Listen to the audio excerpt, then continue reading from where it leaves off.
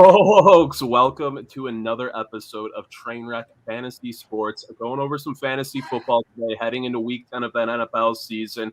I mean, we got a lot of nice matchups this week. There's a lot of low-key guys. You can go anywhere for your normal analysis, folks, but we're here to give you some sleepers. We're here to tell you who to bench, and we're here to win you some leagues because we're nearing the end of the season, heading into the playoffs in fantasy football coming up soon. This is your chance to, take over your league, secure your playoff spot, make some noise. You don't want to give it up yet. Don't punt the season yet, folks. We're here to help you. Stevie, Jordan, how are we doing today? I'm doing well, man. I'm doing well. I know we talked yesterday, America, had a little bit of the gambling angle. Now, tonight, we get to do the fantasy angle. So I'm excited to get both going this week. It's going to be a fun show. And I like that, too, going back and forth, like back-to-back days with the fantasy and gambling shows, because it kind of gives us like all the info we need where we're ready to hammer some props then. And they're like, the matchups to exploit, we know who to look out for, the low lines. It goes hand in hand here. Jordan, how are we doing? We know you're a little under the weather, but you made it to the show. Yeah, I mean, not gonna lie, I've been a little better. A little stuffed up, but the NFL season doesn't stop for Devonta Adams and Aaron Rodgers getting sick, so it's not going to stop for me either. So let's get on to these picks. Yep, I feel you there. We'll just kick it off right away with Thursday Night Football tonight. I'm sure most of you guys know what you're doing already, but you got some last-second questions. We're ready to answer them for you. But right now, I mean, I'm looking at this game. A lot of it's chalk to me, but I guess you can call this guy a sleeper. I'm more just saying he's a must-start on right now is Devonta Freeman. He's still owned in just over 50% of leagues. Like, you can go out and snag this guy in most of your leagues right now. He's at double-digit points the past 3 weeks, and it's been a bit TD reliant, but last week you even take away the TD, he's still in double-digit points. He's getting more of a role in that offense. They're kind of trusting him as the back in a heavy rushing attack where Lamar is RB1, but Devonta, savvy vet, working in the system. This is a guy you need a flex option. You're thin at running back. You got a good chance to scoop him in one of your leagues. Yeah, I mean, I don't mind that. And like you said, it's a nice spot with the running back against a bad Dolphins defense. I'm actually kind of going with a sneaky flex play as a sleeper this week. I actually really like him. It's Rashad Bateman. I mean, he's gotten 8 targets the previous week. He had 6 his first 2 weeks. He's getting more and more involved in the offense each week. And he's looked good on tape. He had double-digit fantasy points in his last 2 games. I think Bateman can really exploit a bad Dolphins pass defense this year, which is really getting shredded by receivers. And he looks to be the number 2 receiver now at jumping ahead of Sammy Watkins, right behind Marquise Brown. I think Bateman is someone you can plug into your flex and be confident he will, at the very worst, have 10 points. Jordan? Yeah, I totally agree. I like both those guys. As far as the Ravens go, there's nobody else that I really love for a fantasy matchup. Like you mentioned with Bateman, he's kind of He's jumped over the other 2 receivers in there. So, Sammy Watkins. Who else am I thinking of here? Devin Duvernay. Not Hollywood. I still like Hollywood as a wide receiver. Hollywood's probably their one. He's still getting a lot of targets, which I love, is that Bateman's getting integrated in this offense, but he's not taking away from Hollywood. And Bateman's someone that since he came off IR, he's still available in a lot of leagues. I think his value is going to go up. If he's still available in your league, absolutely pick him up. Oh, yeah. And again, with Devonta Freeman, Latavius Murray's doubtful for tonight. So if Freeman's getting the carries, we've seen Le'Veon Bell creep in there, but really they like Freeman a lot. And especially with this matchup, it figures to be a pretty run-heavy game. So I like both those guys. Definitely. And we'll move on now to Sunday, get you guys real into the thick of it, kicking it right off with the Bills and the Jets. I'll let you guys go first. I got a few small notes on this game. Jordan, you looking at any sleepers on the Bills? We got some injury concerns. We got some shuffle-ups, Knox coming back. Anything you're looking at? I mean, you definitely want to keep an eye out for Knox. If he plays, you got to put him in your lineup. Yeah. He has been such a difference maker this season, and when he's been missing, man, you really notice it in that Bills offense. I think if he's healthy, I mean, goodness sakes, he threw a touchdown with a broken hand, so there's no real concern for me about them using him as a decoy. If he's healthy, he's playing. Yeah. And Matt, just so you know, we are taking trade questions. If you got them, fire away. We'll take any questions, Matt. Any fantasy question. And football related. Football related. Not even football related. I'm feeling philosophical. Just fire away. I mean, I think that on the Jets side of the things, I think Michael Carter is an RB 2. I'm not going to anoint him an RB1 yet because he still doesn't have quite as much consistency, but he's somebody that you'd rather have him in your lineup and take the down week than have him go off for 30 points on your bench. So roll with him.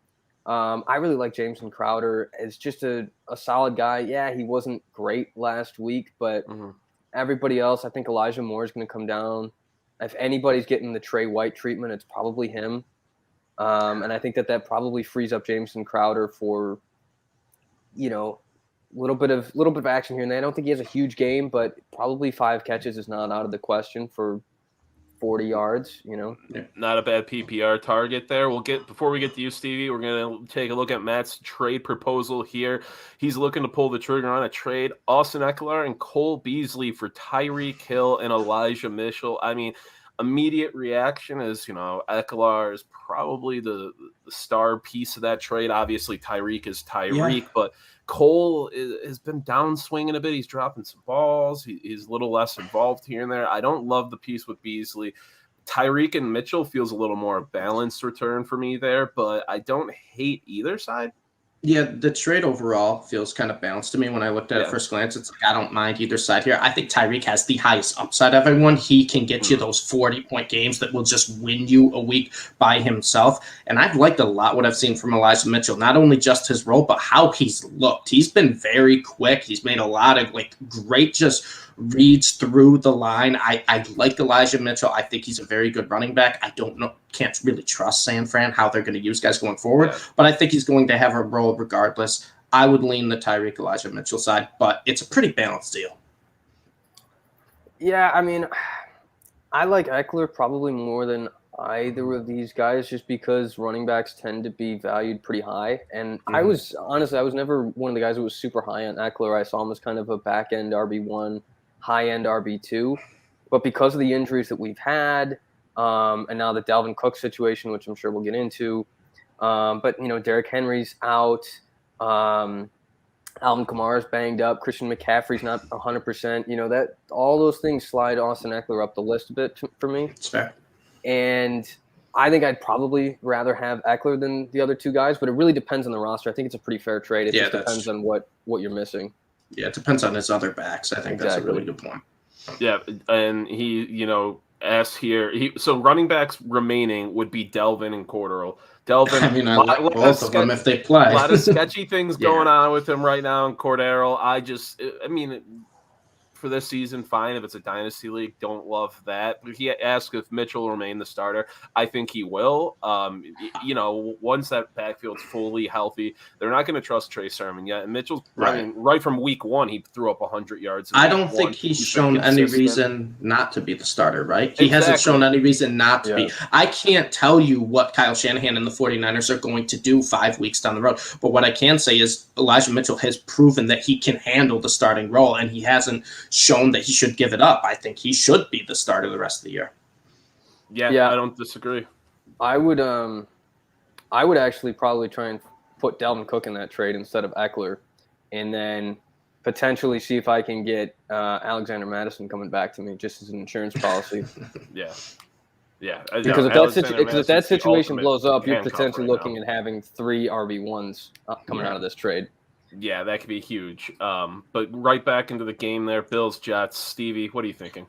Well, I said this yesterday. I think it's going to be a high-scoring game, so I'm okay if you need to stream a QB. Mike White, I'm fine with him. He's looked good from the really small sample size we've seen.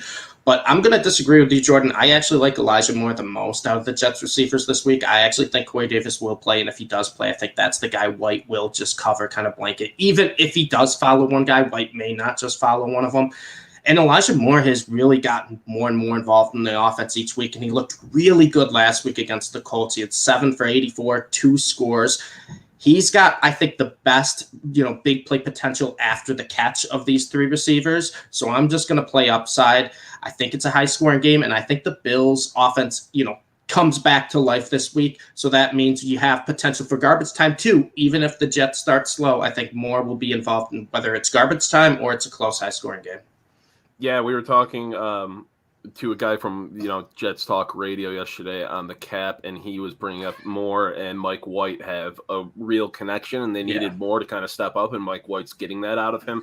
With this game, though, I have some weird notes on it, some weird kind of plays you could take out of this. One, if you're a dynasty player, deep league, you need to pick up with this. Start looking at Kenny Yeboah. This might be the week he starts getting his run. Undrafted free agent. Most people had a higher grade on him. Big athlete, decent blocker. They've been integrating him into the offense. Now, Tyler Kroft is out. They're stuck with Ryan Griffin and a guy, Escrow, who's like Reggie Gilliam. He's more of a fullback, gadget guy than anything. So they're looking at tight end. Start looking at Kenny Yeboah before it's too late in your deeper leagues.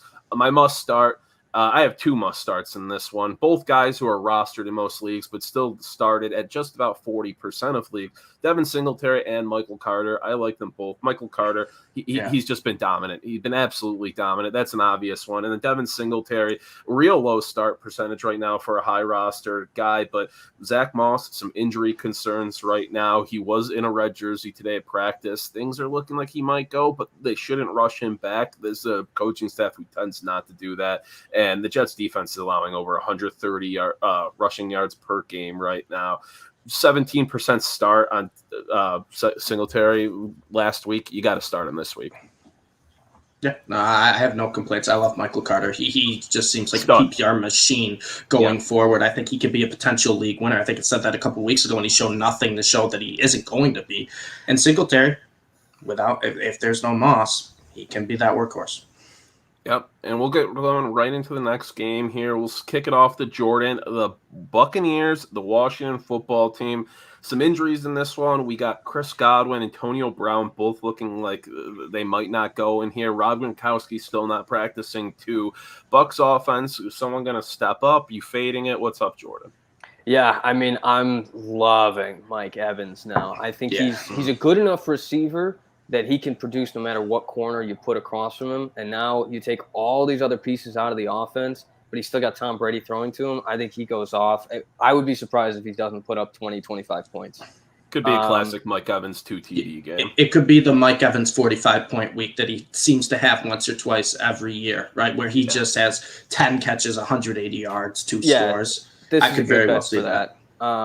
Leonard Fournette, I mean, I don't love the efficiency, but just because there's so many guys missing from that offense, I think he probably gets a few more looks. And honestly, I mean, if you're looking to go real deep kind of dumpster diving, Ronald Jones might be in line to catch some passes this week. I know that they try and turn away from him, but you're going to be dealing with a lot of backup receivers that might have some tough time getting open. Tom Brady might be checking down a little bit, and we know that as much as the Bucs administration loves Fournette more than Ronald Jones, Jones is clearly the better pass catcher. So if you're looking for somebody you can pick up, that's probably what I would look at. In terms of the other tight ends, you've got O.J. Howard, Cameron Brate. Neither one of them has really stepped up as like the guy in the absence of Gronk. I mean, with receivers missing, they might both turn into, Mike Evans, O.J. Howard, and Cameron Brate is like the top 3 guys in the offense. But don't sleep on Tyler Johnson. So let me give out my list. My sleeper start right now. This is a guy, if you don't have him, pick him up. If you have him, start him this week. I like Tyler Johnson heading into this week. We talked about it. They're banged up at receiver, at tight end. Tyler Johnson's a guy with sub 5% ownership right now, which is kind of crazy. I mean, there are good receivers not seeing the ball in this Bucs offense, like Jalen Darden, the rookie. But Tyler Johnson has been seeing the ball. 6 targets, 5 catches, 65 yards last week. Washington football secondary is awful. You got to scoop up Tyler Johnson. I think he's worth a start in deeper leagues, PPR leagues. If you need a flex this week, look at Tyler Johnson. Yeah, I mean, you kind of stole my sleeper, Meerkat. You jumped in right there. But I love Tyler Johnson. Washington's allowing the second most fantasy points to opposing receivers this year. And Antonio Brown and Chris Godwin didn't practice today. The no practice on Thursday is a big sign that they may not suit up for Sunday. I think Tyler Johnson's someone you want to go grab right now. I'll talk about Washington real quick. I haven't been impressed by Antonio Gibson much at all this year. I think J.D. McKissick is a sneaky start this week because he's going to be involved in the passing game. I expect this game to blow out. I expect the Bucs offense, regardless of who's healthy, to score a lot of points on this Washington defense that's been bad. And this is a little biased, but maybe go pick up Jarrett Patterson and just stash him on his bench. I'm not saying play him, but Patterson had his most involvement the previous week for the football team before the bye week, where he had 46 yards on 11 carries against a good Broncos defense. McKissick is not a workhorse back, and if Gibson is either out or if he's just not the guy, McKissick and Patterson are two guys that you could probably use the rest of the year. McKissick, I would definitely play this week. I like him at flex value. Patterson, he's owned, and I think he's only owned in like 5% of leagues. Just stash him. Just stash him on your bench. Yeah, Jared Patterson, great stash right now. You brought up he led that backfield right before the bye. Could be seeing more looks, but we'll get into the next matchup. It's the Falcons at the Cowboys. A lot of fantasy relevant players here. I'm just, you know who to start. The Amari Coopers, the CeeDee Lambs, if he plays, you start him. But I'm looking at another sleeper receiver here. It's on the Cowboys. It's Cedric Wilson. He is good, and he is another guy, sub 5% ownership right now in most league formats, which is crazy. He's been playing great. Over the past 3 weeks, he's seen 15 targets, 9 catches, 154 yards with a receiving touchdown, and he has 2 pass completions for like 22 and 30 yards, one of them being a touchdown. So you got a little bit of an X factor, a little sprinkle of points potentially from that, which I love. Receivers, return punts, do gadget plays like that, could get you that extra touchdown that you need. Cooper is banged up, and if Wilson plays, he's another guy who's questionable heading into this week. But if he plays and Cooper doesn't, I think you start Cedric Wilson. I might pump the brakes on that, Meerkat, because guess who might be returning from the IR this week? He's on track to return. It's Michael Gallup. No, I didn't know that. On track to return, and he's only owned in 50% of ESPN leagues. Insane. First off, if he is not owned in your league, in the half a league, go pick him up. Go pick him up right now. I don't know if I have confidence to start him, but if Amari Cooper's out, I will be fine starting him. And I think he is on track to play this week. I think Michael Gallup is definitely pick him up, definitely have him on your roster. Maybe try to buy low on him before the guy realizes that Michael Gallup's back. He's a good receiver, and this is a good offense that uses a lot of weapons. Michael Gallup could be a sneaky start. Jordan, what are you looking at here? Yeah, Michael Gallup is not going to be the star receiver in that offense, but it's an offense that's potent enough that a lot of guys get looks, and so he's absolutely worth picking up. And I can't believe that this guy even counts as a sleeper, but he's only owned in 20.5% of ESPN leagues, and that is Russell Gage. Guys, with Calvin Ridley just out indefinitely, Russell Gage is that number 1 receiver. Yeah, he's been hurt, but he's healthy now. Last week, he had 7 catches for 64 yards. That's 13.4 points in PPR. Week 7, he had, looking at it right now, 6 targets, 4 catches, 67 yards, and a touchdown. That's 16.7 points right there. And again, this is an Atlanta offense. You still have Matt Ryan. He's not a elite quarterback, but he's good enough to get people the ball. And at only 20.5% ownership, Russell Gage deserves better than that. I love that pick. And one thing, people think the Cowboys defense is pretty good because they get a lot of big plays, a lot of turnovers, but they also give up a lot of yards. And I expect the Cowboys. Good. He gets a lot of picks, but he can't really cover anyone. No. And my whole thing is, I think the Cowboys are going to just score at will on this Falcons defense. They had a terrible week against the Broncos. I expect a big bounce back week against this Falcons defense. And if that means they're going to score, the Falcons are probably going to have opportunities to score as well. It may not be early in the game, but my 2 favorite words, Meerkat, garbage time. Russell Gage would be great for garbage time this week. I love that pick, Jordan. Yeah, and I'm so glad you brought up Trevon Diggs too, because I was looking into a poll. Somebody was like, who's like the MVP? And it's like, Trevon Diggs, he does have a lot of interceptions. But like Meerkat said, he gets beat a lot. Yeah. So he plays it so aggressively to get the interceptions. He blows so many coverages, and it's just irresponsible. And if you're a Russell Gage owner, you're not getting gigged for those, a pick 6 or an interception. And if, they throw the ball 10 times to Russell Gage and one of them gets picked off, 3 of them fall incomplete, that's still 7 completions. That's 7 points right there before yardage. Yep. EJ, I don't know if you missed a little earlier on. We talked about, I love Devonta Freeman this week. He's in a great position. He's facing a terrible defense. He is the clear number 1 back behind Lamar Jackson in that offense. And his touches going up, becoming a little less TD reliant. I like him this week. Stevie brought up J.D. McKissick. I like them both, honestly. If you're in a PPR league, I mean, I might lean McKissick because, Gibson falling out of favor. We're talking about we don't know what that backfield's looking like, but the one thing you could trust out of is J.D. McKissick as a receiver. Still, the inconsistency scares me. I'm leaning Freeman, but I don't hate either option. Yeah, I'm fine with either. I would lean McKissick just because I think he's going to get a lot of receptions late in the game when they're down big to Tampa, which I expect, but I'm fine with either option. Yeah, I like McKissick here just because he's probably going to get more passes, which, a 10-yard pass is going to get you more than a 10-yard rush. Mm-hmm. And I Especially think that if it's a PPR league. Well, that's what I'm saying. Yeah, in PPR. Mm-hmm. But yeah, I think his potential is a little bit higher. But both of them are really solid starts for this week.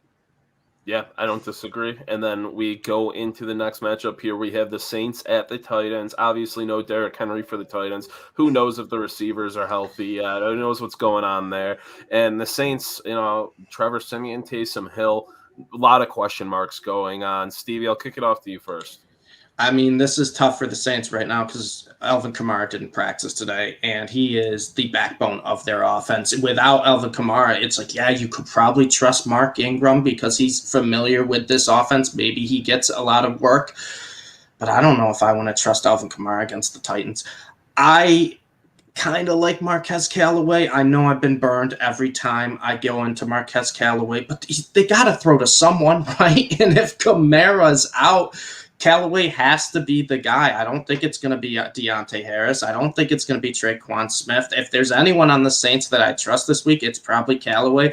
But if Alvin Kamara is playing by Sunday, if he's healthy by Sunday, then there's no one else. It's just Kamara for the Saints. I think that's how I want to play it. We got to get a little head-to-head just like the gambling show, Stevie, right now, because you're saying you like Callaway, you don't trust Harris. I'm fading Marquez Callaway this week. I'm not starting him in any league. I have him. And you know who I picked up in a couple is Deonte Harris. After coming back from his injury the past 2 weeks, he's seen 15 targets. He has 9 catches. Trevor Siemian was throwing him the ball. I'm sure Taysom Hill will if it becomes Taysom Hill. He was the most targeted receiver last week from Siemian, so he's a versatile guy out there. I'm not saying he's a must-start, but if you need thin at receiver, you're looking for a sneaky guy. I do like Deonte Harris. I don't trust Marquez Callaway's inconsistency. I just can't buy into it.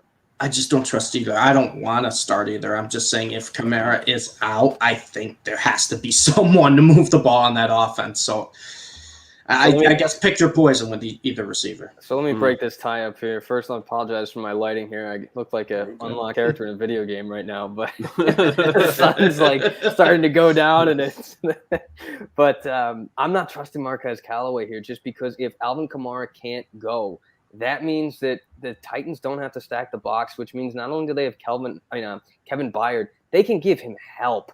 And I don't think that Callaway wins that one-on-one matchup to begin with. If he's got safety help over the top, I think that's really tough. I would definitely trust Mark Ingram over that.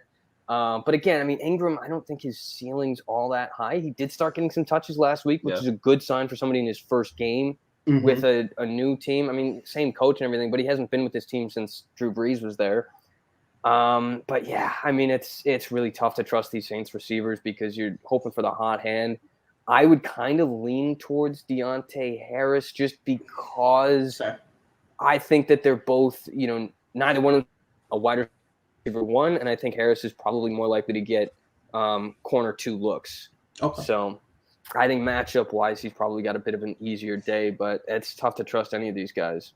I will say one of my bold predictions before the season was that Alvin Kamara would be the only fantasy-relevant New Orleans Saint this season. And it's coming so true. Far, it's coming to fruition. It's coming true. We do have another question from the crowd, this time from Christian Kane. Christian asks, PPR, are you trading Odell Beckham Jr., the newest Los Angeles Ram, and Damian Harris for Miles Sanders, Emmanuel Sanders, and Chase Edmonds? I think this one's pretty clear-cut for me. I'm not trading away Damian Harris for anything in the other side of that package. Miles Sanders, been injured, but you're seeing other guys come out in this backfield where they didn't even use Miles Sanders. They weren't giving him any touches. I don't trust him right now, although I like him as a player. I don't trust Nick Sirianni, and the guys blowing up out of the backfield right now only hurts his case. Emmanuel Sanders is a great receiver, very inconsistent fantasy-wise right now. And Chase Edmonds, he's injured, and you're seeing James Conner go off while he's out. OBJ, I'm not saying he's going to be a wide receiver 1 in LA, but I think he's fantasy relevant. And Desean Harris is just a great consistent back this year. Yeah, you made that perfectly clear, Marquette. Desean Harris is by far the best piece in this deal, so I want to hold on to him. And Odell has probably the highest upside in this deal, so I want to hold on to him. On the other side, I mean, Chase Edmonds, I liked him going into this year, but he's not getting any red zone looks. And James kind of just went nuclear the first game Edmonds missed. He got injured early on. He was out for the rest of the game. James kind of had 40-plus fantasy points. And now this week, Edmonds is doubtful. So, no, I wouldn't do that deal either. Keep OBJ and Desean Harris. Keep OBJ on your bench for now for a little bit. Maybe you get someone to buy high on him if he has a good first game with the Rams, but keep your side. Yeah, for sure. I mean, Chase Edmonds, he's more of a shifty back, so an ankle sprain that he's dealing with is going to be really tough for him because he's not a powerful back, and when you lose that mobility as a smaller, agile guy, that really takes away a huge part of your game. So the way I see it, you've got Desean Harris, who is a clear starter. I mean, I don't necessarily love him as an elite running back, but I think he's the best player in this deal. And then you've got OBJ, who has clearly the highest upside, because I'm not saying I expect it to or even that it's reasonably likely, but there is that off chance that he could somehow supplant Cooper Kupp as a wide receiver 1, just because that offensive system is clearly built to have a clear wide receiver 1, wide receiver 2. And right. Cooper Kupp, I mean, I don't think he's quite as good as he's looked this year. I think OBJ is better than he's looked this year. There is that off chance. I mean, let's be real. The people who drafted Cooper Kupp, you drafted him probably round 5, 6, 7, somewhere in there, thinking he'd be a flex player, and he's easily, clearly a top 5, not the number 1 most valuable wide receiver in fantasy this year. I'm just saying there is that chance that OBJ skyrockets in LA. He could also be the next Desean Jackson and fall by the wayside. Yeah, I love OBJ, but I don't see him supplanting Cooper Kupp right now. This year. He's going to break the receiving record. I'm not saying I expect it. I'm just saying there's that off chance where when I look at the other guys, I don't see that kind of upside with them. I would say the upside for Odell is to become the number 2 over Robert Woods and have Robert Woods be more of a gadget guy. Even though I don't really expect that, I think Odell at best is probably the 3rd option in this Rams offense, but it's a good Rams passing offense. I like I say, he has a lot of upside, but Desean Harris is the best player in this deal. That's why I'm not taking him. We'll move on. Just quick from Lucius, what do you guys think of Bateman? We already went over it. Stevie loves him. Jordan loves him. Start him tonight. That's all you need to know on that. Next, we'll get into the Jags-Colts matchup. Nothing really pretty going on here outside of, the obvious Michael Pittman, Jonathan Taylor. You guys are starting with if you have him. But, a guy you might want to pick up and look at, I'm not saying start this week, but you might want to start picking up, just owning 12% of the leagues, is Jamal Agnew. He's got 30 targets the last 4 weeks, and he has 4 return touchdowns this year. I said I love guys who give you, weird touchdowns. He's got 3 punt return and 1 kickoff return touchdown. Really low key people, and a sleeper start. If you got him, you need help at tight end. Start Dan Arnold. He's averaging 10 PPR points since he's joined the Jaguars. Started in under 20% of leagues. Decent ownership, but I like him as a start this week. The Colts aren't great against the tight end. Jordan, what are you thinking? Yeah, I mean, you pretty much said everything. The only thing I'd really add is just keep an eye on the running back situation there. I really don't love Carlos Hyde, but he did get, I think, 21 carries last week with James Robinson out. Yeah. Robinson's questionable. He's probably going to play, but if he doesn't, just on volume alone, Hyde is worth a shot there. He is a guy who can get some goal line looks sometimes. So little bull and ball guy.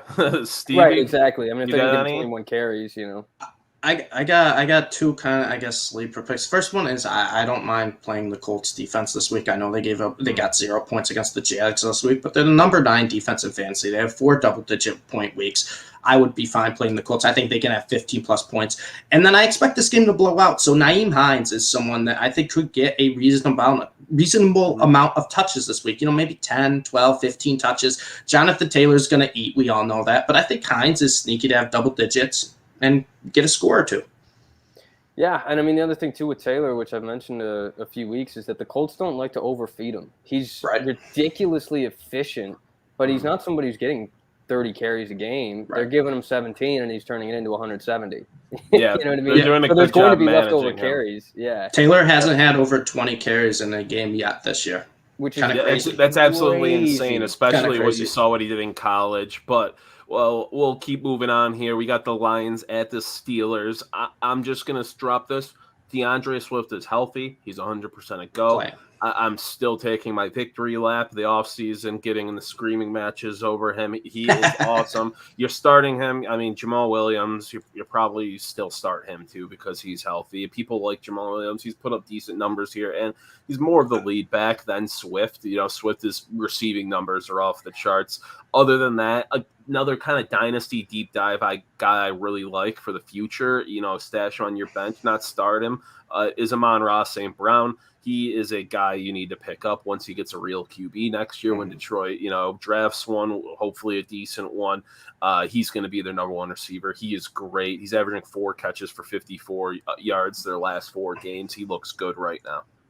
I will say that Jamal Williams did miss practice today, so that's something. He did? Monitor. Okay. Yeah, he did miss practice, so that means for me, kind of shaky on starting him. Obviously, I love Swift. I'm going on the other side here, Meerkat. There's a guy I think that's worth a must-start tag now, and it's Pat Freiermuth of the Pittsburgh Steelers. Yep. He's the number 15 tight end in fantasy, but don't let that fool you. The past 3 weeks, it's at 13, 14, and 21 points. He's getting red zone targets. He's got 3 touchdowns, and he's got 20 targets in the last 3 weeks. Big Ben, what I've been saying all year, he doesn't like to throw the ball down the field. He dumps it off to Deonte Johnson and Najee Harris. And guess who he also dumps it off to now? Pat Freiermuth. Also, Najee Harris was limited at practice today. Kind of a surprise. I didn't really expect that.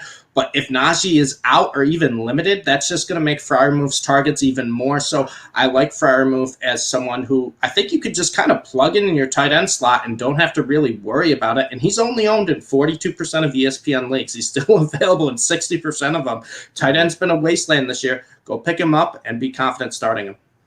Yeah, I couldn't agree more. In my opinion, Pat Freiermuth is a top 5 tight end in fantasy right now. The one play that I really, really loved from that game was a shovel pass, because what that shows is they're getting Pat Freiermuth not only at the line of scrimmage, but close to the snap of the football, which means if there's a not great handoff, Ben Roethlisberger fumbles the snap, Freiermuth is right there for a giveaway. And that's a point right there for the reception, no matter how many yards he comes up with. One of the things that I love, that I really pay attention with tight ends, is targets, because you might have a tight end, because a lot of times they get red zone looks. So it's easy to get a tight end that gets three targets. They catch 2 of them for 23 yards and a touchdown. And you're like, oh, that's 8.3 points right there. That's not bad.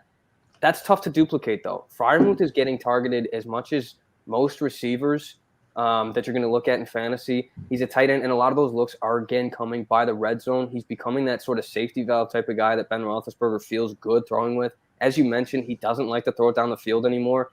And as they found out, the hard way last week, they can't just hand it off to Najee Harris every play. Harris was getting bottled up at the line of scrimmage constantly. And now that he's questionable, they might have to take the load off him a little bit. I love Pat Freiermuth here. And before I hop off real quick and, let somebody else speak, I did do a little humble brag about Alvin Kamara, so I do have to congratulate Meerkat. You were right. I was wrong about DeAndre Swift. Thank you. I appreciate that. been meaning to get you on so I could, officially concede on that front. I appreciate that one. I was just a guy I fell in love with every offseason. There's always one in this season. It was DeAndre. But I've always said, with Detroit stuff, it was a situation where I need to see it to believe it, and he's proved it to me. Especially one of the things that I loved about him is that he's been questionable almost every week except this week, and he's played through that injury and still put up great numbers. So, and everybody just kind of brushed away the whole he killed the guy thing, but we won't get into that. Okay, we got a question from Christian Crane. 4 and 5, he's got Rodgers, Tyreek Hill, Cooper Kupp, AJ Brown stacked at receiver there. Only Zeke at running back right now. He picked up Damian Harris. Is this enough for him to, make a run? Or is he looking to make a trade? I mean, Damian Harris, I don't love him, but he's a workhorse. He's consistent. Yeah. He's going to get the touches, the yards, the points. And, you're deep at receiver there with Hill, Kupp, and Brown. There's your flex, your receivers. You got Zeke and Damian. I don't think you need to, risk trading a receiver for some sort of big running back splash this late in the season. Right. My whole thing with fantasy is if you can make a trade that you like, then go ahead and make it. But I would not break up this receiving core. I love all three guys going forward. A.J. Brown has looked great since he's healthy. We know what Cooper Kupp has done. And Tyreek Hill has probably the highest ceiling of any wide receiver in fantasy. I think Desean Harris is a solid RB2 behind Zeke, so I'm okay with keeping this team around. If you can, maybe, see what you have on your bench, maybe package a few guys to get someone to help as a flex option, that's fine. But I would not break up this core if that's what you're wondering. I know you're 4-5, probably got a little unlucky because this is a great roster. I'm not sure what size league it is, but a great roster nonetheless. I'd keep this core around. Yeah, I mean, if you're, again, look at your bench and look at your points scored and points against the rest of the teams in your league, because I know I've seen some teams that are 4-5, and I'm looking at the rosters and I'm like, whoo, I just got to hold on to this lead a little bit longer because I don't want to see them in the playoffs. Yeah. So you might have a much better team than what your record seems to indicate. Right. But if not, if you do have a weak bench, consider moving Cooper Kupp. I mean, his value is only going to go down. The value is insane. You know what I mean? He's at a point now where you could flip him reasonably for 2 RB2s. And if you're feeling very, very unsure and insecure about your running back situation, he's a good player to swap for a 1 to 2 trade. I usually don't like doing that. I don't like giving up a stud for 2 lesser players. But if you're shallow enough, like I said, his value is never going to go up. It can't go up any higher than it is now. It can only go down, especially with OBJ in the mix now.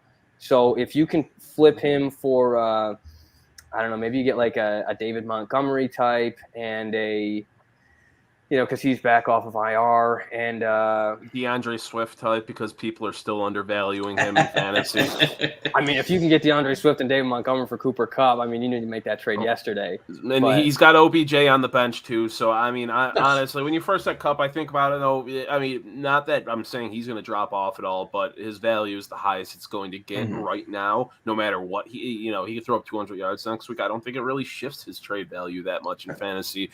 This far into the season. OBJ on your bench, I mean, you don't want both of those guys. I'm not saying feel confident starting OBJ in your flex, but you're not going to get much of a return that you're looking for OBJ as you could Kupp, and keeping both of them and having to start both of them is not something I would love doing right now, but we'll keep moving on. Thanks for the questions, guys. We love answering them. Keep firing them away when you got them. But next matchup we're looking at is the Browns and the Pats. We're still monitoring the Nick Chubb situation. He hasn't posted back-to-back positives yet. Yeah. Same with Felton there in the backfield. Obviously, Kareem Hunt's on IR, so it's just my must-start is Dearness Johnson, whether Chubb plays or not.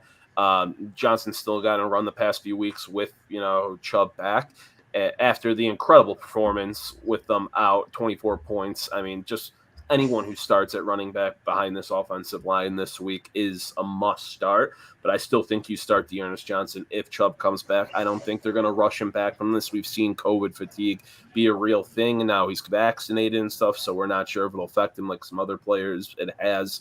But I don't hate Dearness Johnson, and I'm fading Damian Harris in this one. He's very touchdown reliant, in my opinion. Not that he hasn't been consistent, not that we haven't been saying, go out and get Damian Harris in the show so far in trade talks, but 7 touchdowns in 9 games, a little touchdown reliant against a Browns defense that's, the best in the league against the rush, allowing less than 85 yards a game on the ground. Yeah, there's really no one on New England I'm in love with. Maybe Hunter Henry if you need a tight end, just because but he's also touchdown reliant too. Yeah. But I think I'm right there with you, Meerkat. Dearness Johnson, even if Chubb plays, I think he's their second best weapon. I wouldn't hate looking into Donovan Peoples-Jones if you need him, because he is proven to be that big play guy. He had another big touchdown last week, I think a 60-yarder. So he's someone you could play, but I don't really think this is going to be too high of a scoring game, so I'm trying to fade it from a fantasy perspective. Yeah, I mean, Donovan Peoples-Jones, he had a solid fantasy game in that he had 16.6 points, but he only had 2 catches on 3 targets. Yeah, he's big play reliant. Yeah, and that was how he was the week before, too.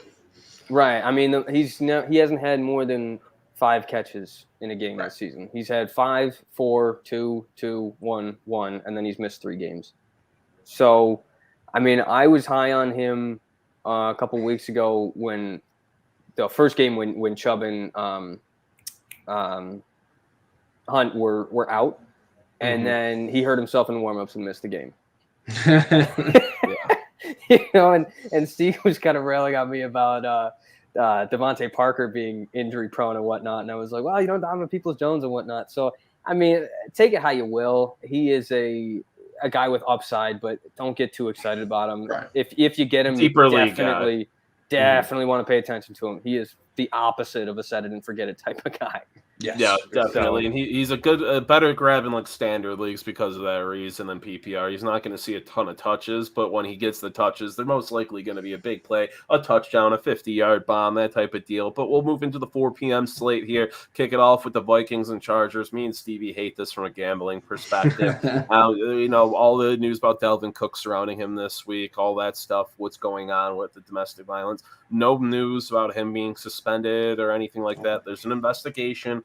But, if something comes out in the next few days, obviously Alexander Madison's a must start, obviously. But the only thing I'm really looking at this game is a must-add guy. I'm not saying you must start him this week, but if you're thin at tight end, you're not so sure in your number one, you got to throw Tyler Conklin on your bench. He's the tight end 16 right now. He's available in 70% of leagues nearly, and he's got over 8 points in 5 of 8 games this year. He's just a consistent guy.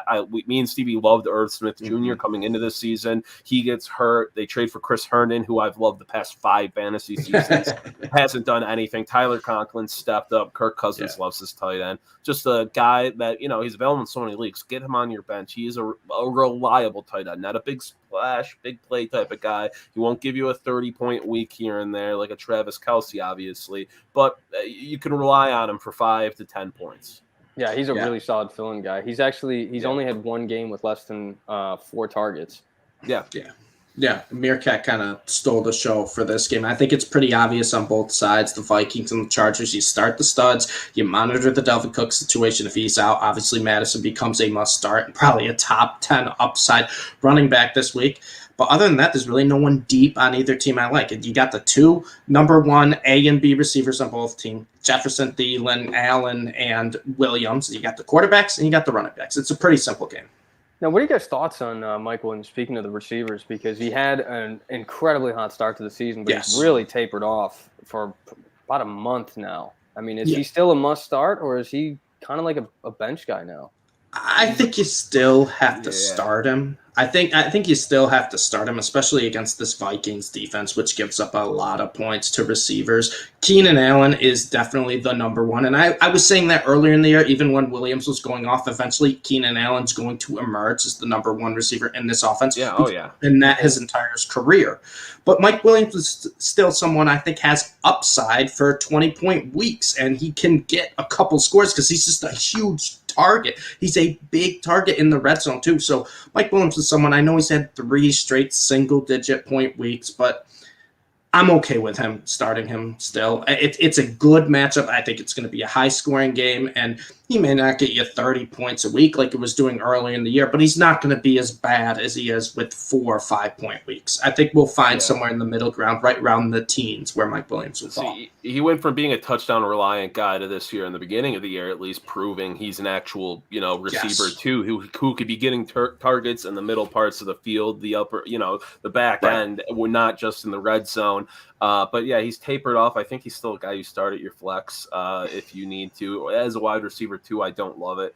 But we'll move on from this one then, and we'll head into the Panthers Cardinals. I'm just saying, start PJ Walker at all costs, baby. I'm starting him in a league. Even with the Cam signing, I expect PJ Walker to be the starter on Sunday. They're not going to throw Cam in after not playing this year on 3 days, all the COVID stuff. There's no chance Cam's starting on Sunday. PJ Walker, this is his one time to shine. Maybe he can, hold on to that starting job with a big performance, even with all the nostalgia of Cam coming back and such. That's just a love play. I don't have numbers for that. Don't actually start PJ Walker. I'm an idiot. Kyler, though, he says he hopes to play Sunday. I don't know what you guys are thinking about Colt McCoy or anyone else, the Arizona receivers. I'll let you handle that real quick, or I could use the little boys' room. I'll be back in a second. I think for the Panthers side, Jordan, I mean, it's pretty obvious. McCaffrey and DJ Moore obviously starts. I am fine dropping Robbie Anderson at this point. I gave him a long enough leash already, and he was getting a lot of targets, but the past 2 weeks, 4 targets. I'm done with Robbie Anderson. I think you can drop him and get rid of him. And then on the other side for Arizona, there's just, a lot of good weapons around. You don't know who's going to go off each week, but hey, Chase Edmonds is doubtful. He's probably not going to play. And we saw what James Conner did in a workhorse role. Now, I know James Conner isn't as talented as a 40 points a week type of guy, and the Panthers defense is much, much better than the 49ers defense. But I think there are very few workhorse running backs in the NFL right now. You kind of get one with James Conner. I don't really think Eno Benjamin's going to cut into his work too much. So I think James Conner is a must start this week. Yeah, it's weird to call him like a low-end workhorse back because he's not really all that good, but his skill set is that of a workhorse back. He can do it all. Right. He can work at the goal line. He can catch passes sometimes. So, I mean, you definitely got to start him with no Chase Edmonds in the lineup. Mm-hmm. And you mentioned Robbie Anderson, and it's not even just like the low catches. I'm looking at his stats.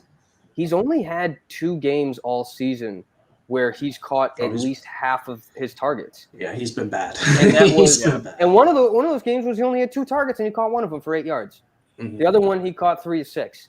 I think he's droppable now, right? I would say so. I mean, one of the things I love is targets for pass catchers because there's a certain assumption that we make that when you make it to the NFL as a pass catcher that you have good hands. Mm-hmm. And I mean, he's dropping everything. Yeah. No, I agree. I mean, I he doesn't have the greatest quarterback throwing in the football, but that doesn't matter in fantasy. We just care about the points, and they're not coming for him.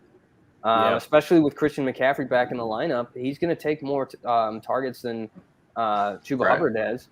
And with PJ Walker, I mean, he's not no disrespect to, our sweet prince, but he's not a 400-yard type of passing guy, Right. In the XFL, he is. In NFL.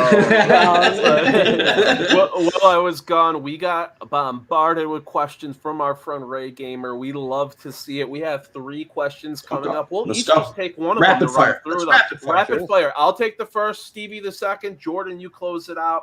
First off, Mckissick versus the Ravens tonight with Brissett at quarterback, or play Dalton Schultz versus the Falcons, or Dawson Knox coming back versus the Jets. Standard pick 1. I want to say Dawson Knox. Trust me. Touchdown reliant a bit, I guess, but coming back off that hand injury, it scares me. I'm probably going with Dalton Schultz there against the Falcons, who aren't great against the tight end. Schultz is consistent, and he's escaping my mind right now. The other tight end, Blake Jarwin, is it? Blake Jarwin is out for the year. Is out now. Yeah. So it's Dalton Schultz's tight end show. I like Dak to have a big bounce back game. I'm going Dalton Schultz. Then up for Stevie, start 1. Rashad Bateman tonight versus the Dolphins. Brandon Ayuk versus your Rams. Hunter Renfrow versus the Chiefs. Or Kirk versus the Panthers if Kyler plays. And Hopkins is questionable right now. AJ Green still banged too. Stevie, I think this one's obvious. As much as I like Rashad Bateman, Hunter Renfrow is a must start for me now. Only once he hasn't had double points of PPR. I know it's a standard league, but he's getting targets. He had 8 and 9 targets the last 2 weeks. There's no more Ruggs. I don't think Desean Jackson's going to have a huge role. And you know what? Even in standard leagues, I know he may need a touchdown, but I think he's going to start getting it. He got a touchdown last week. He had 10.9 points in a standard league. I would play Hunter Renfrow out of anyone here.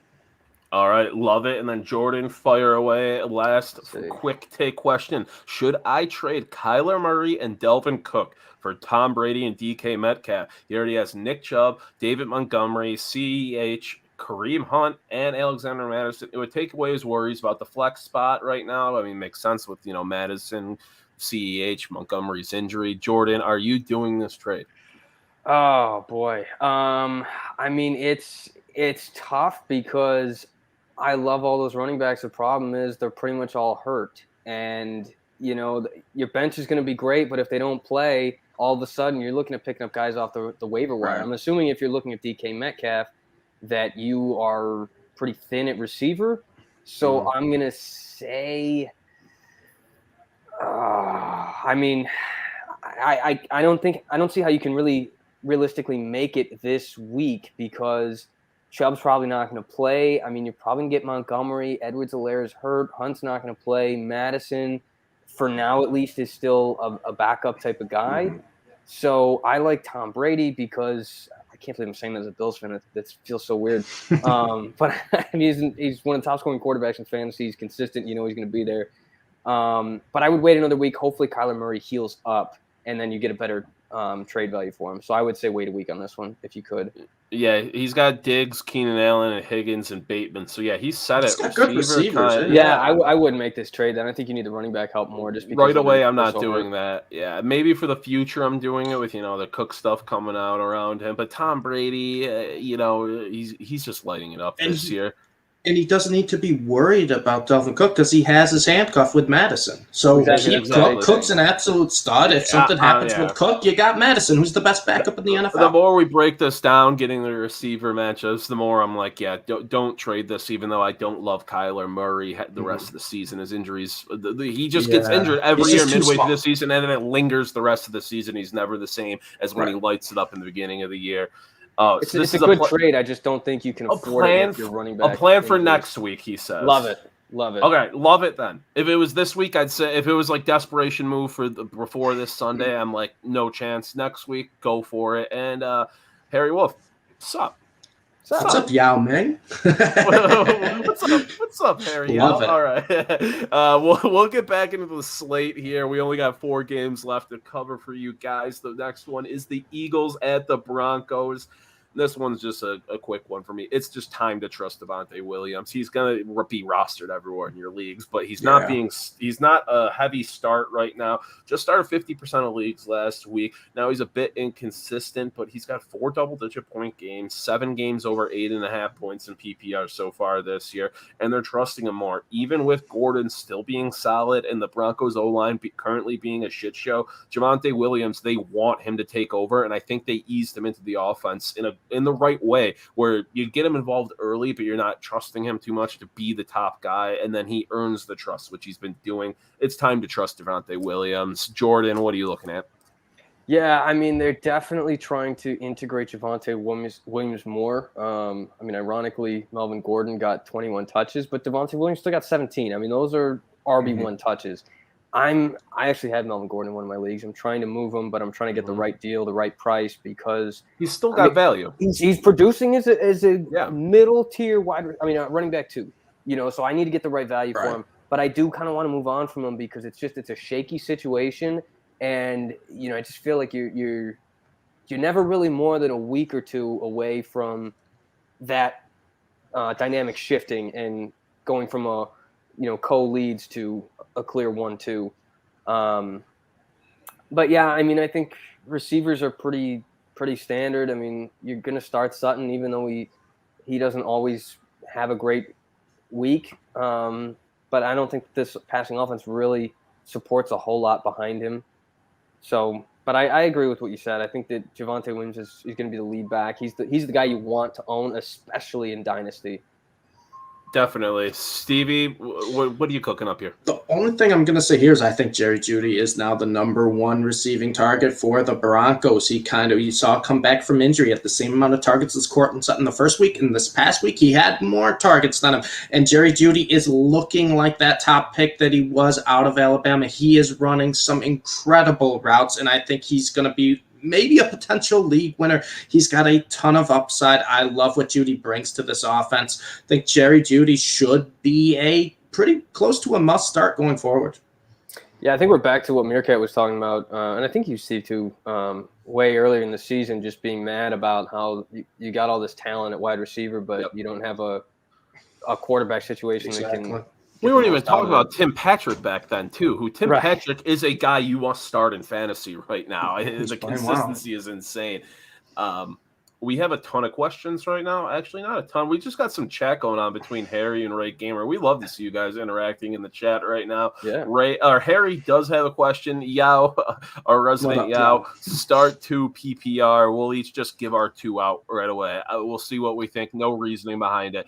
Devonta Freeman, Bateman, Dillon, Bolden, Thomas, Peterson. I am going with Devonta Bateman here. Stevie, who are your 2? The exact same two, Javonte and Bateman. Jordan, you're 2. I'm going to go Javonte, but I like Peterson, man. Oh, no. Okay. In a PPR too. He doesn't get catches. I'm telling you, he threw an icy spin move last week. I said, oh, my goodness, I haven't seen him do this since I was in high school. All right, so at least you're starting Javonte. We all said Javonte. Yeah, start Javonte. He updated it with Tim Patrick. No reasoning again. Are you guys changing? Stevie, no, are you changing? Javonte and Jordan, Bateman. are you changing? No, I mean, Bateman's my third. I'm Javonte Bateman, even though I just hyped up Tim Patrick. I like Bateman a little more than Patrick's consistency. Another one here from Jared. He needs some advice. We got advice for you, Jared. Pick the top 3 running backs for standard non-PPR this week. Nice and easy. We love that. Myles Gaskin, Michael Carter, Jordan Howard, Devonta Freeman. We'll do the same thing. We'll just pick 3. I'm going with Michael Carter, Jordan Howard. It disgusts me. And Devonta Freeman. I'm going with the same 3. Since it's standard, I can get away with starting Jordan Howard because he's just a goal line, touchdown dependent back, and that's what he's been in these first 2 games where he's gotten touches. I don't want to play anyone for this Miami offense against the Ravens, and I don't want to play on Thursday. Myles Gaskin on Thursday makes me sick. Michael Carter, Jordan Howard, Devonta Freeman. Yeah, Steve hates his Thursday games. You can't trust them. Yeah, so definitely give me Michael Carter. Since it's non-PPR, I'm going to take Jordan Howard and Devonta Freeman just because so much of Myles Gaskin's game is passing. If it was PPR, 100%. I would lean Gaskin over Freeman just because Howard's getting a lot of work all of a sudden. So, see, I'd probably trust Jordan Howard the least of the 3 there. I'm going Michael Carter as your number 1 guy. You need a touchdown Freeman for Howard. That's really what it is. But Howard was getting looks right off of the practice squad, which is insane, and they stashed him there for a reason. But, that's a weird one. I love you guys talking in the chat. Harry and Ray Gamer, best friends. We love it going down right now. Our next matchup here is the Seahawks at the Packers. I got a quick scoop and start for you guys. It's Gerald Everett. He's tight end 36 right now. He's available in a ton of leagues. He's not being started at any, and he's been disappeared since Russell Wilson left. But those 3 games with Russell Wilson, he had 2 10-plus point PPR performances. And Russell Wilson likes using his tight ends. Gerald Everett is talented. Stevie, you know Gerald Everett from his days in LA, but he's a good enough guy where I think he's worth a start at tight end. If you don't have one of the top, 6, 7, maybe 8 guys, these are the guys you need to start looking at, and I think Gerald Everett's one of those guys with Wilson coming back. Jordan, what are you thinking of?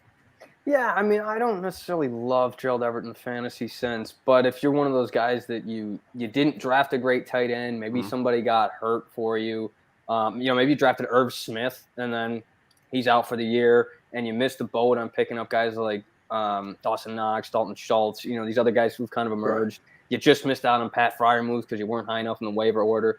Gerald Everett's definitely an option. But I do think there are plenty of guys better. He's definitely a back-end starter to me. If Wilson comes back, obviously that helps things a bit. On the Green Bay side of things, I don't even think we really need to – I don't think there's much to say. You start the big 3, and that's pretty much it. I will say if Aaron Rodgers plays, I'm okay as Allen Lazard as a flex option. This is all reliant on if Aaron Rodgers plays. Lazard, 3 touchdowns in his last 3 games. He had 11 targets in the 2 games with Rodgers, only 1 target with Jordan Love, who played really bad. But, hey, he got the touchdown. Lazard, I think, is the number 2 wideout now. I think he's ahead of Cobb. I think he's ahead of Marquez Valdez-Scantling. And the Seahawks defense is really, really, really bad, especially against the pass. If Rodgers plays, this is only if he plays, I'm okay starting Allen Lazard. But if Rodgers doesn't play, how do you feel about the 27th ranked Seahawks defense? That's how I feel right there. We got some more questions from our boy Yao Harry Wolf in the chat. We'll just give our name again. Should I start Kyler, Carr, or Wentz this week? Now, Ray Gamer did chime in. He thinks it's Wentz if Kyler's out. We'll start with you, Jordan. Give your name, then Stevie, and then I'll go. I would go with Carr. He's playing the Chiefs this week. That's not a good secondary. It's a divisional game. They're trying to bounce back. There is a lot of drama going on with that team. But Derek Carr has shown himself to be a great leader, and I think that if he's trying to lead his team through this, he's put up solid numbers. But you really can't go wrong with any of these guys if they play. Yeah, I mean, play Kyler if he's healthy. If he's starting, play Kyler. And the nice thing is the Chiefs-Raiders game is at 8. So if you know Kyler's out, you can just bench him and put Carr right in there. Pretty easy. I agree with Jordan, though. I think even if Kyler's starting, I'm starting Carr here. I don't trust Kyler with the injuries, the wide receiver stuff going on right now. I think Carr is the safest option, who will still get you points heading into this week. Then Harry just asked, should he pick up Jeff Wilson, Alex Collins, and Hyde to drop anyone with the players you listed before? I would not drop anyone you have right now for any of those three. Alex Collins may be priority because James Robinson's going to be back, if not this week, next week. And Alex Collins, with Chris Carson out, has been seeing a lot of touches, but just not producing. Do you guys think he should make any of them a priority? No priority, but I would just keep an eye on Jeff Wilson in this usage. The 49ers do like him. I'm curious to see what he'll be the more and more he gets healthy. But right now, not worth it. Yeah, Jeff Wilson's really an enigma because he was not really in their plans for last year until a bunch of guys got injured, and then he kind of became a darling and then was immediately hurt. So now they've had to kind of go, we think, farther behind him on the depth chart, but we're not really sure because we haven't really seen all these guys together healthy to see where they measure up. So definitely an interesting situation that's absolutely worth monitoring. As far as Carlos Hyde, I mean, I definitely wouldn't go dropping anybody like James Robinson or anything like for Carlos Hyde. Yeah. It's just, if you need somebody, he's probably going to get enough work to be, valuable, but he's not all that efficient with the football. So. No, 100% there. Yeah, I don't think any of those guys are people you want to jump all over. We got another question from Jared hopping in here. What do you guys think about Hawkinson versus Dawson Knox for a standard non-PPR this week? I'd probably still go Hawkinson. You don't know what you're getting with Knox off the IR. Hawkinson hasn't scored since week 2, which sucks a bit for him, but he's still – yeah, we're all Hawkinson there, Jared. Feel safe starting a TJ there. And then, we only got 2 matchups left, boys. We'll go into Sunday Night Football right now. Chiefs-Raiders. Me and Jordan just said we both like Derek Carr this week. Stevie, what are you looking at? Well, the Chiefs is the obvious. It's just the big 3 and the starting running back, which is Jamal Williams. We don't even have to discuss the Chiefs. That's how obvious it is. For the Raiders, I brought him up earlier. I love Hunter Renfrow. I think Hunter Renfrow. I mean, I know. Shout out Ty B. He's been hyping up Hunter Renfrow all year long. I love Hunter Renfrow. I'm fine starting him against this Chiefs team.